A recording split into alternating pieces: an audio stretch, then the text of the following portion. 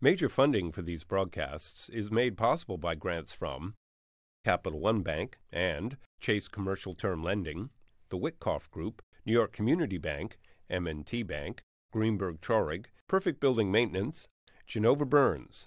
Additional funding is provided by grants from AKA Hotels, Corman Communities, Aerial Property Advisors, AVR Realty Company, Bank of America, Merrill Lynch, Bank Leumi USA, Briarwood Organization, CBRE, Citizens Bank, Colliers International NYC, CPEX Real Estate Services, Cushman & Wakefield, Customers Bank, DDG, Dime Savings Bank of Williamsburg, Fisher Brothers, First Nationwide Title Agency, Flushing Bank, Foley & Lardner, Friedman, Handler Real Estate Organization, HAP Investment Developers, Investors Bank, James D. Kuhn Real Estate Institute at Syracuse University, James Orphanides, Chairman, USRealty.com, Kilroy Architectural Windows, New York's Window Company, Madison Realty Capital, Massey-Knackle Realty Services, Matone Group, Mercantile Commerce Bank, N.A., Meridian Capital Group, Newmark Grubb Knight Frank, New Banks, MHP Real Estate Services, Optimum Window Manufacturing Corp., People's United Bank, Rosewood Realty Group, SJP Properties, Sterling National Bank, Sterling Risk, Stonehenge Partners, TD Bank, Terra CRG, the Continuum Company, the CUNY TV Foundation, the Moynihan Group, and these friends.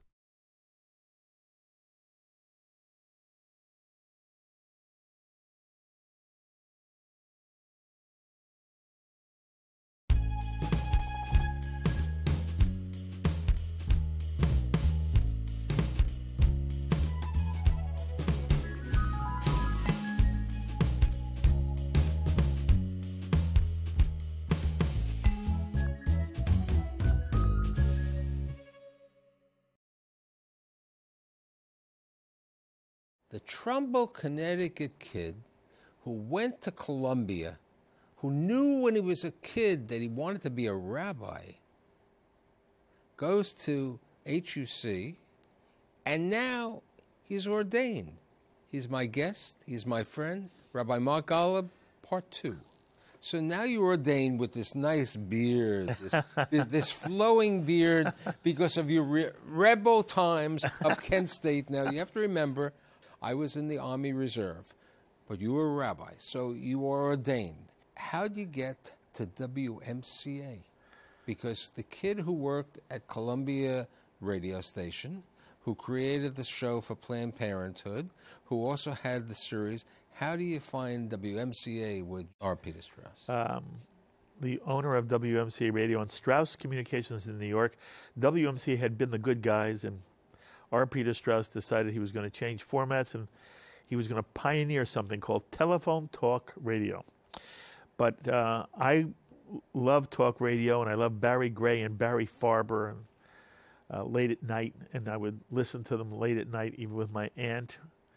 And by luck, I came into Peter Strauss's life through HUC, and I was tutoring his delicious children. And I was working at the time in rabbinical school for something called Shema magazine.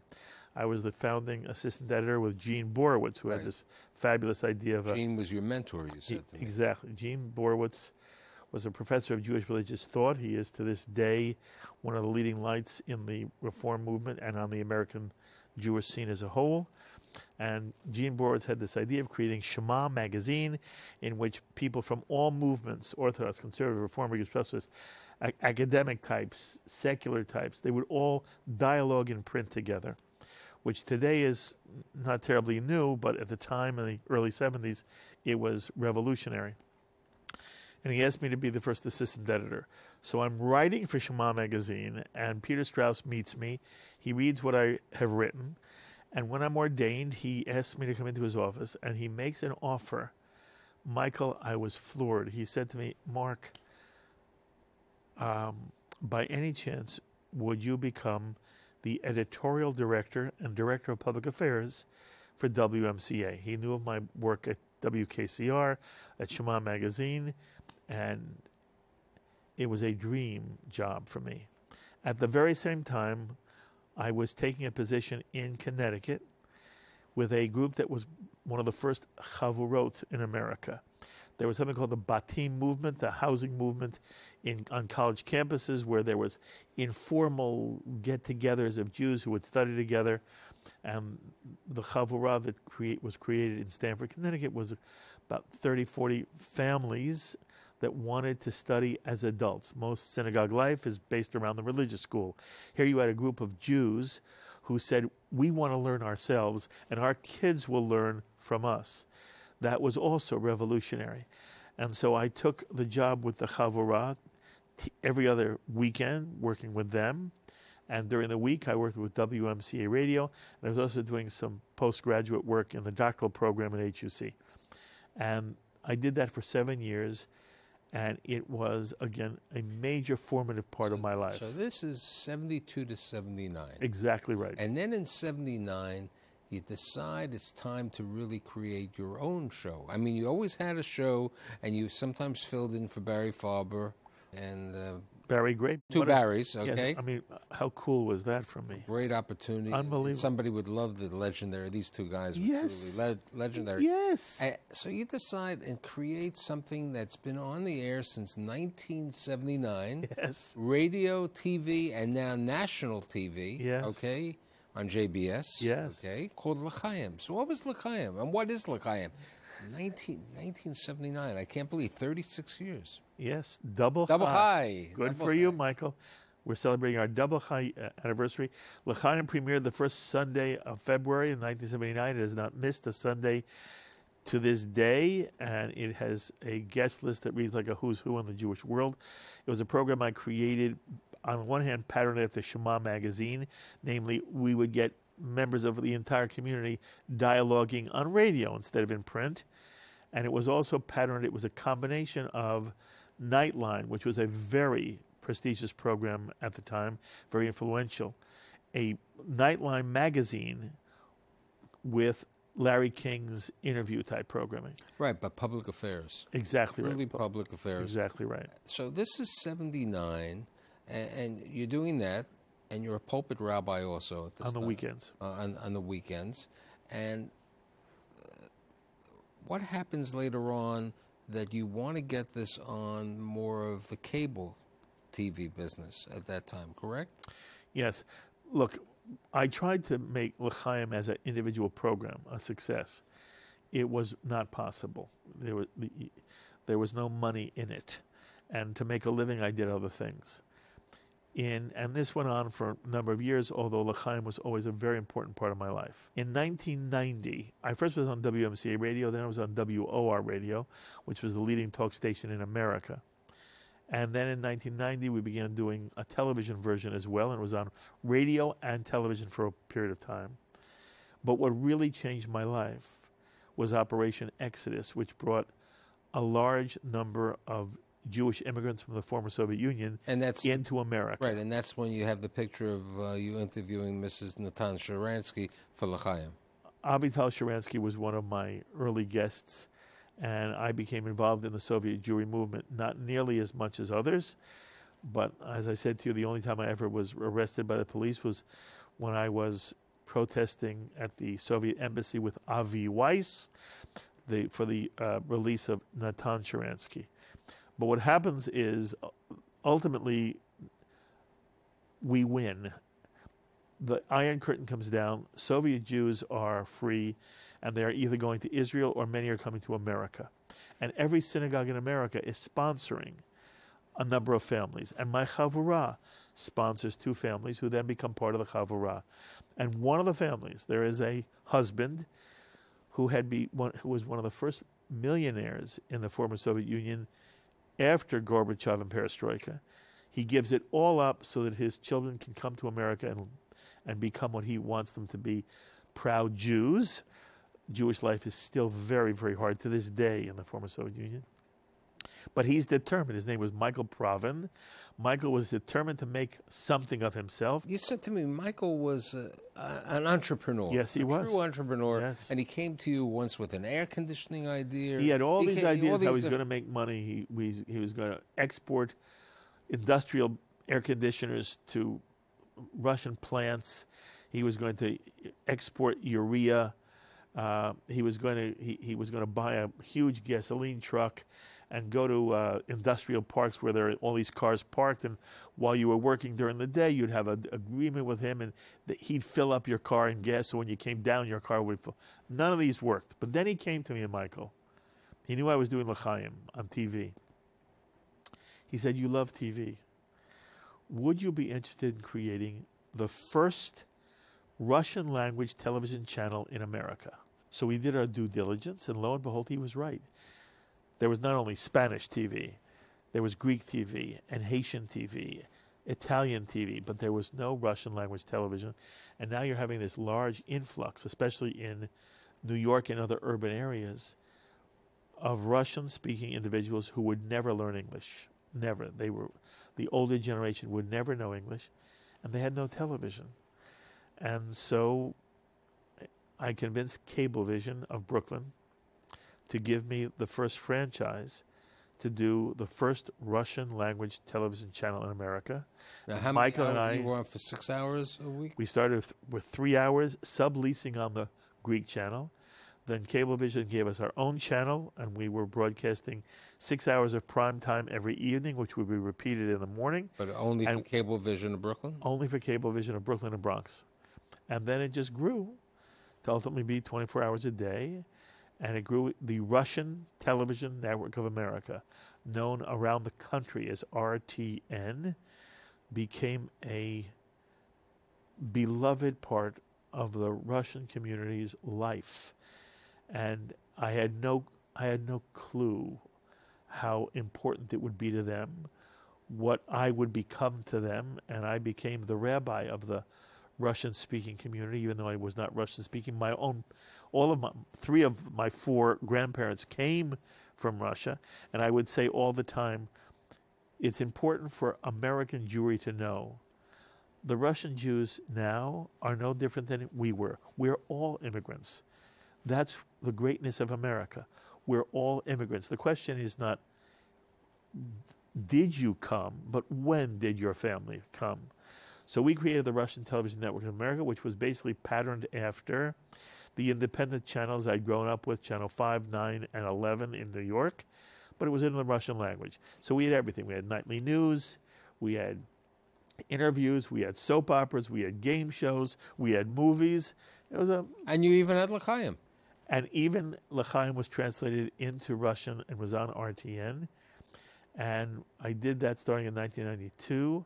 And it changed my life as well, because this was a business, and it did very, very well. And I ultimately sold it in 1997 and made some good money. But let's get to 1997, and there are certain things that happened at that time. You're still a pulpit rabbi. You're the creator with Michael of RTN. You sell RTN. Now, when you were a rabbi, I have that picture of you playing Tevye. I was cast as Tevye in a 7-week production, and that had been a dream of mine to play Tevye. And I played it the way I believe Tevye should be played, which is slightly it was not a zero mostel Tevye. And you're correct. I love theater. I have, in addition to my family, who I adore, and the Judaism, all things Jewish, which I adore, my other passions are softball and theater. Which we'll get to in a second. True. TV, Broadway producer. You and your brother, who has been very influential and a partner with you in life and everything. David Golub. Okay, David, who became the lawyer, okay, always needs some lawyer to watch He after. did go to Yale, And he went to Yale Law. Everybody wants to be a Broadway producer. I want to be a Broadway producer. I become a Broadway producer. You become, I so the actually rabbi becomes a Broadway producer. If Love Were All. If Love Were All. Starring Harry Groner and Twiggy at the Lucille Lortel Theater. At WMCA, when I was there was a guy named Julian Schlossberg who was doing his own show where he would interview Broadway and movie stars. And he had his own production company called Castle. And I called Julian and I said to him, Julian, I was just at a show you did at the Promenade Theater, and would you teach me the business? And he said, Mark, you and I remember you so lovingly from WMCA. Come on in. I went into the office, and he said, look, how would you like to co-produce with me if love were all? And I'll teach you the Twiggy, business. right? Yeah. And by the way, for me, although Twiggy was from my youth, everybody knew the model Twiggy, I had seen the play Crazy for You, which starred Harry Groener. And I was a huge Harry Groener fan. So to do a play with Harry Groener and to be one of the lead producers off-Broadway, it was a fabulous. I had the most fun.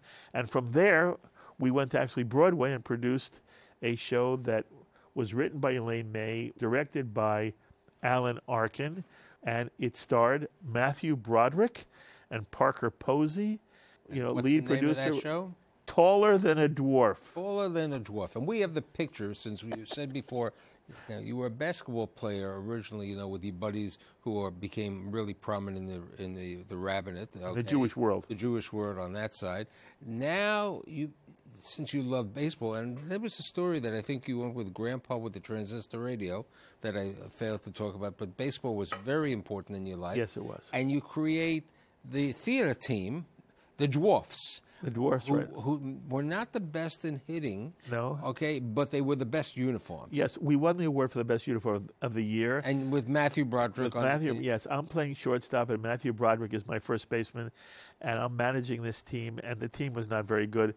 But this was a dream also, to play in the Broadway Show League. And, it was a huge, huge kick. But what was really a huge kick was to have your own Broadway show, and every day I'd get up and I'd drive into New York City and I'd meet with the cast, and then we'd go out to lunch, and then I'd be sitting in the box, and then we'd go out and play ball in between the Wednesday shows. And the show...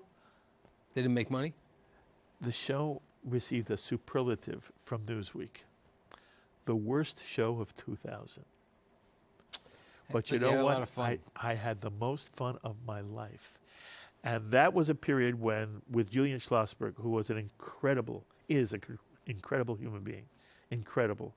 And so what year is that? That is really 1999 through 2000. For about a year and a half, I produced Lucille Lortel play. Then we do Off-Broadway at the ArcLight Theater with F. Murray Abraham and Eli Wallach. Just a tremendous time. And then we do the Broadway show. And then I miss Russian television. And so as we are closing Taller Than a Dwarf, the company I sold to went bankrupt. And my brother said, why don't we buy back the Russian assets and you can do RTN again? And many of the people that I had working for me really wanted, they missed me, I missed them. And so I went on. You still had the Pulpit Rabbi. Yes, the Pulpit Rabbi started in 1972. The Chavurah still is going strong and is perhaps the oldest continuous Chavurah in the country. So now you take over RTN again. Right. But then you said, hey, look, I haven't done too much in my career, 27 different things. It's time for Jewish TV. Right. What happens in 2006? In 2006, two gentlemen come into my life, Brad Hammer and David Brignone, and they have something called Shalom TV. They can't get it off the ground. They have no way to do it. And they come and say to me, you, Mark, have always wanted to do a Jewish channel, and I have. I've always wanted to do lecheim writ large, and the Chavurah writ large. And it was a Jewish channel, and there's never been a serious Jewish channel. There were others, there was JLTV. JLTV did not exist at the time. There was no Jewish network anywhere on American television. Right, there were people buying time, right. Like Leon Charney, right. And other people. Bill Blazer, right. Zev Brenner, Joe Levitch was doing something very interesting in television. But there was no cable system offering itself a Jewish network. And Comcast said to us, if you create Shalom TV as a video-on-demand network, we, Comcast, will offer you as a network to our subscribers. And they were the first ones to launch a Jewish network. We were video-on-demand. We ultimately were on every cable system in America, in more than 50 million homes. It was as if everything I'd done in my life, Michael, was leading to my creating the first Jewish television network in America. That was video on demand. But you Right. felt that video on demand, which is correct, unless you have a presence, it's hard. Yes, video on demand was always meant to complement a live channel. It's called in the trade a linear channel. NBC, ABC, HBO, they're all linear channels. And now HBO has a video on demand component, which has become very important. So that if you watch The Sopranos and then you want to see an episode, you go to video on demand. But you had to know The Sopranos first, and you knew it by watching the live channel. Comcast asked us to do it backwards. They asked us to create a video on demand network when there was no linear channel. And a linear channel is something where you can do live, you can do news, it can be running all day in the kitchen or in the den or in the living room. People can go to sleep with a live channel. So the fact that we didn't have a live channel was a handicap. And so in 2012, we created a live channel and went on Cablevision, Optimum's Cablevision. Cablevision's Optimum, I should say. Channel 138. And many people know us as 138. And Optimum on Cablevision is seen in the most significant Jewish footprint in America: Long Island, Westchester, Fairfield County, Connecticut, Rockland County, Bronx and Riverdale, which is a very strong Jewish community, Brooklyn and New Jersey. The only place it doesn't broadcast is in New York, meaning Manhattan. And for some reason, as we sit here today, you and I, Michael, Time Warner, which is in New York and in LA and in parts of Florida with a fabulous Jewish community, has been reluctant, has refused to put JBS, Shalom TV morphed into JBS. But you have picked up other cable channels around the country. That is correct. That you're airing on certain other cable networks. We're on RCN, we're on Hotwire, we're on Atlantic Broadband, we're on Blue Ridge Cable, we're on many cable systems, right, and we're on Roku, and we're online, so that people watch us all over the country. But we're not on Time Warner, and we're not on Comcast, and we're not on Verizon, and we're not on DirecTV, and we're the only channel in America, the only channel that has live services for Jews who can't get to a synagogue. Right. We're the only channel services, right, that does Jewish studies, so you can learn to read Hebrew. You can study a page of Talmud. You can be introduced to the ideas of Judaism. You can be sitting with the fabulous rabbis at the Hartman Institute in Jerusalem.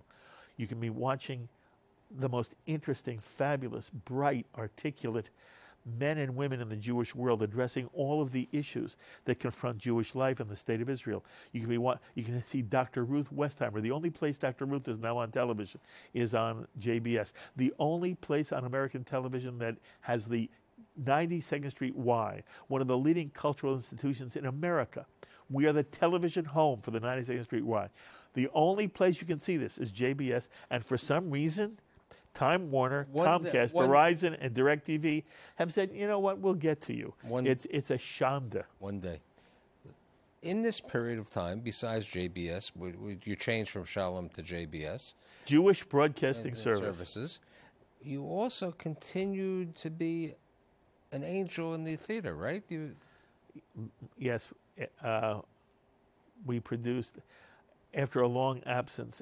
You came back. I came back. I came back to do Porgy and Bess. I love the musical. By the way, the single greatest night of my life was when I had the opportunity to appear on a Broadway stage in a real live Broadway musical. I was in the Broadway musical Crazy for You for one night, singing my heart out with 100 friends in the audience. I get chills telling you. It was for my 50th birthday. I was in Crazy for You. So Jeffrey Richards was producing Gershwin's Porgy and Bess, starring Audra McDonald, who is, if not the greatest, she's one of the 2 or 3 greatest Broadway female stars. And so I came back and was one of the producers on Porgy and Bess, and I won my first Tony Award. And then we produced Who's Afraid of Virginia Woolf? I say we because my brother always is with me. We produced Who's Afraid of Virginia Woolf, which was the quintessential production of Who's Afraid of Virginia Woolf, and we won a second Tony. And we produced some other shows with Al Pacino, etc. And then I produced Vanya, Sasha, Masha, and Spike. And one of my third, Tony. The show I am most proud of is The Bridges of Madison County, which starred Kelly O'Hara. It was a brilliant, Bart Shear was the director. It was a brilliant, brilliant production. So let's talk. But people just didn't want to go to it. But you know what? Let's talk about proud of things.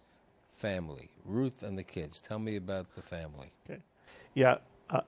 Look, everybody who is married to somebody very special knows what I mean. Of all the things you want in life, you want to be married to a husband or wife who adores you and who wants what's best for you and is always there for you. And I married a woman who does not know the word no.